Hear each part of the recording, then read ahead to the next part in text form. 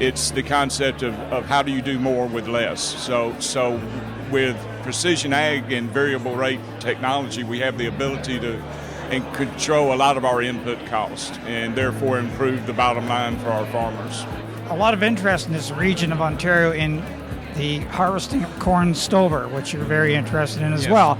Can you tell me the impact of precision agriculture for corn producers? Right. So with working with our dealers who do a lot of the monitoring of equipment, what we did is we developed a system that involved data collection and training and coaching and machine performance and predictive analytics on that performance, maybe for maintenance.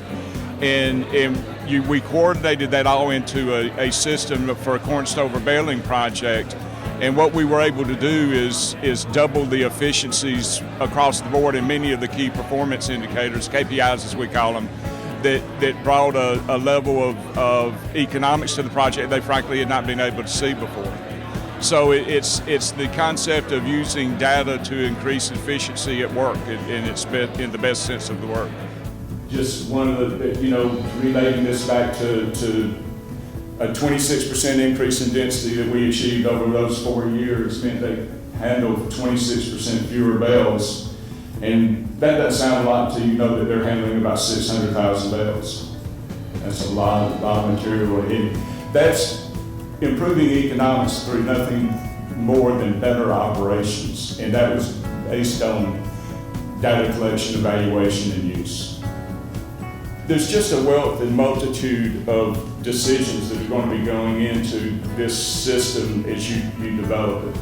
And so one of the things we're doing is groups of companies, and sometimes we're involved with John Deere and Case and several of these where we have agreed and with other companies put together a framework and where we have decided how we will work with one another so there's consistency across that framework that the farmer producer can depend upon. Very much involved with corn stover harvesting in Ontario, trying to support that to build a processing for cellulosic sugar. Do you see progress being made in that area? Oh, definitively, because the information that'll be captured about every bale that's made from that baler will be information that can be moved to the sugar processor, who will become at biorefinery. And therefore, whatever data they've got, then that helps them when they sell sugar, for example, to BioAmber. But back at the farm, it's also the issue of, I captured this many bales. If I know how much phosphorus was in a pound of that stover, guess what? It's not going to Lake Erie, possibly, and a longer-term issue. It helps me to plan for the next crop. Bottom line, this allows me to become much more efficient, better data management, the whole 9 yards. And it's automatically going to be collected anyhow. We need to make sure we understand it as farmers. The precision agriculture, helping the harvesting of corn stover and the development of the cellulosic sugar industry from it growing in Ontario over the next 5 years? Well, hopefully we see great growth because it's needed, and that's the issue that corn yields in Ontario have been exceeding the 150 bushel the acre range, which means there's more than enough stover now to take care of soil needs and hold the soil in place.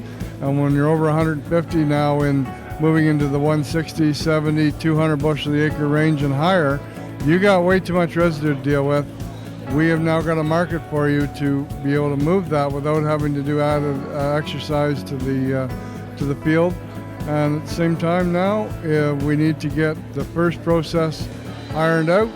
But hopefully after that, there's a tremendous growth opportunity here. Because it's not only Comet and biorefining coming to Sarnia, it'll be IGPC, it'll be Greenfield, a number of companies working in this area. I am very optimistic about the future on this particular front.